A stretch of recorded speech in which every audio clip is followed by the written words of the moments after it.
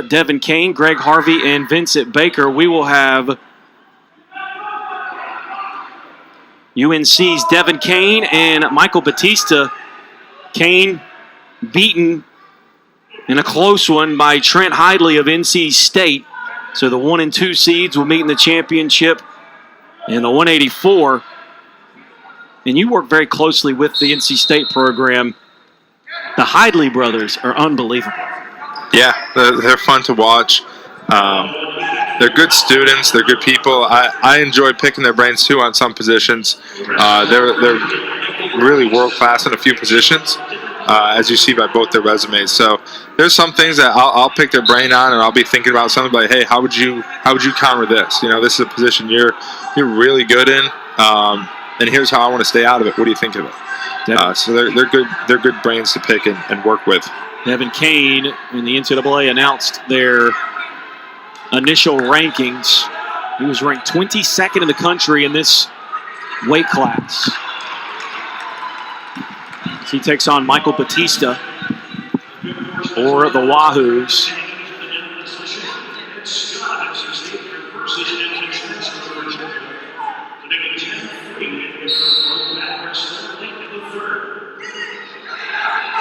As potentially dangerous was called.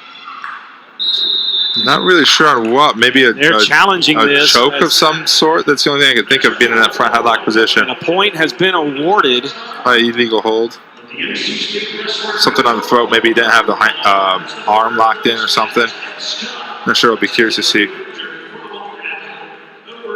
So Devin Kane this year at the 174 at a 3-2 record. His career record 33-23 as the head coach for Virginia, Steve Garland. Again, breaking down what they can review here as the officials will talk this over. And they have a head ref at that table too. That's very experienced. That's been doing college matches forever at the national level, and even in different conferences. Let's see what we have here. And Kane did not wrestle. I mean, it looks Virginia. Like I'm not sure where that left hand is. Yeah, he might have his hands locked. I can't tell. Very possible he had his hands locked. If the ref blew it like that, I don't know if that ref could have seen, but maybe the other ref saw that it was on the throat. But it looks like they're probably reviewing it right now. It's good that they have that third-party review, because once you get two refs that have already kind of made the decision, it's really tough to overturn. Maybe this is a slightly different angle here. I can see what's going on. That's going to be tough to see.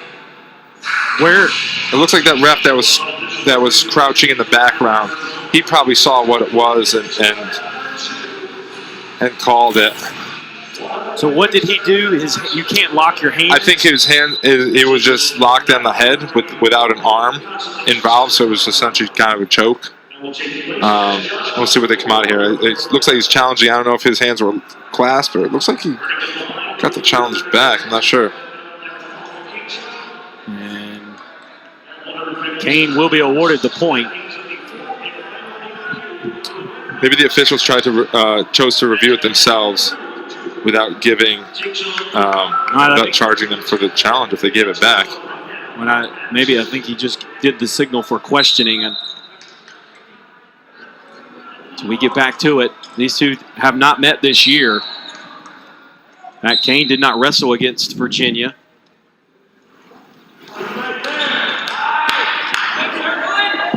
So already, Battista behind the 8-ball. Can he make it up? Yep, McCain's going to look to keep sitting that corner.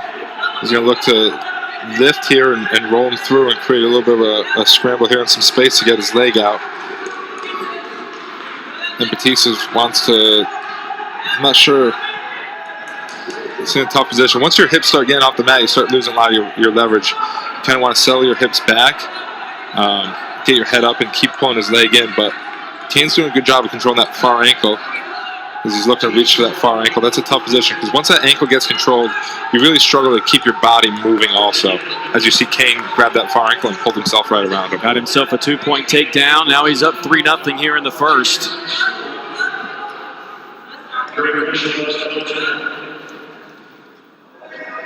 Now it's Batista's turn to get out, get the escape, and get back to wrestling. But Kane holding on for dear life here. Battista finally gets free, takes a shot. Nice. And they're going to call out of bounds, and they'll reset. Very underrated position to score points. As soon as you get an escape, turn and shoot right back in. Very, very underrated. A lot of times guys that give up the escape are not ready for that guy to be right back in on the leg.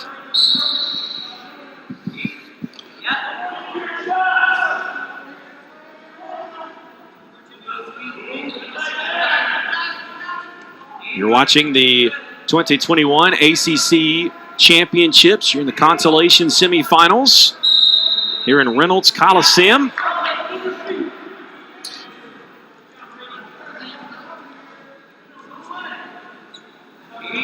And Nick Gwazowski. I am Chris Hooks. Battista really working the head here of Kane. You can see it in real subtle snaps he's doing, and earlier in the match he's getting him in front headlocks, all those type of things. It definitely looks like a position he's trying to exploit here. He feels comfortable in it and controlling. So that'll be the end of the first period. So Virginia will win the toss. They get to choose. They're going to go from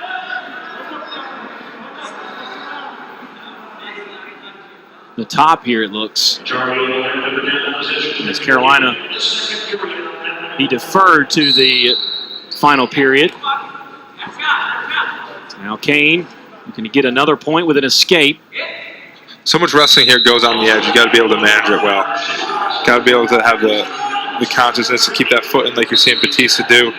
If you can bring him back in, awesome. But then it gives you that spacing that if you need to, you just pull your foot, out of bounds and the whistle's dead. What was your go-to move when you were on the bottom? I went ankle and waist, drive forward, and then look to chop. Oh, on bottom. Yeah. I would seal up. I would bring my head to bring my head to the mat and bring my hands in, fight hands. A series we learned from the longtime NC State coach Bob Guzzo. Something that he really made super successful. I didn't really believe in it early on. I thought he was kind of crazy. And then I started scoring, and then no one could hold me down for the rest of my college career. So at first I was thinking these moves are a little bit out of date, and this guy's crazy. But turns out it works really well, and you'll see a lot of NC State guys still executing that today. Devin Kane getting the 2-point reversal to find himself up 5-1. He's really set the tone here. If you're Battista, how do you get back into this one as he does get the 1-point escape, down 3? Minute to go here in the second, and then 2 minutes in the third. Yeah, I think Batista's definitely got to get a takedown here this period, and not let Kane score. So if he could end the period on top, narrow it to 5-4, and then he'll have choice in the third. Then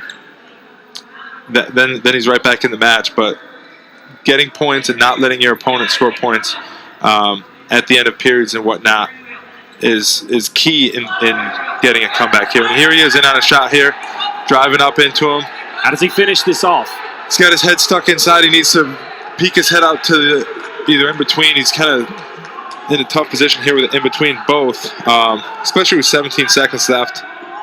Maybe post up the middle here. You see this getting a lot of lightweight scrambles, but sit to his hip and kind of scoop forward and really kind of peel this guy back. Don't let that arm get trapped there. That's a difficult once that arm gets locked in, as you see Kane kind of trap that arm. And so he was unable to get the point. And he gets to choose for the final period. That's not a situation you see a lot of the heavyweights in with the guy upside down. No, you really don't. Very rarely, and they don't last long because they don't get there too often. And usually they end up bailing or giving up the exposure points. And so Battista trying to get back down by 3. Riding time not a factor yet, although Yep. Kane piling it up now. Yeah, he doesn't want to be pulled back here, separate himself off the mat, but once he gets to his feet there, look to knee slide out of that spiral and claw position. There he goes. Kick him out of Out of bounds. bounds. No escape point awarded. 1:27 to go. And you can see Coleman Scott sneaking into the shot, telling his young man, hey, you got to get 13 more seconds of riding time here. Yeah, that'll really make a difference in terms of securing the match a little bit more for Devin Kane. But he's doing a real good job on top here, just being safe. He's not getting out of position too much. He's got both his hands working. He's looking for maybe some back points here. It's close. It's close, but his hips, you need to turn the hips really when you're looking to turn a wrestler, but that does not look comfortable. Looks like he's trying to get him on his back, was unable to do so. Still, the riding time now in favor of Kane. So theoretically, he's up 6-2 with 54 seconds left.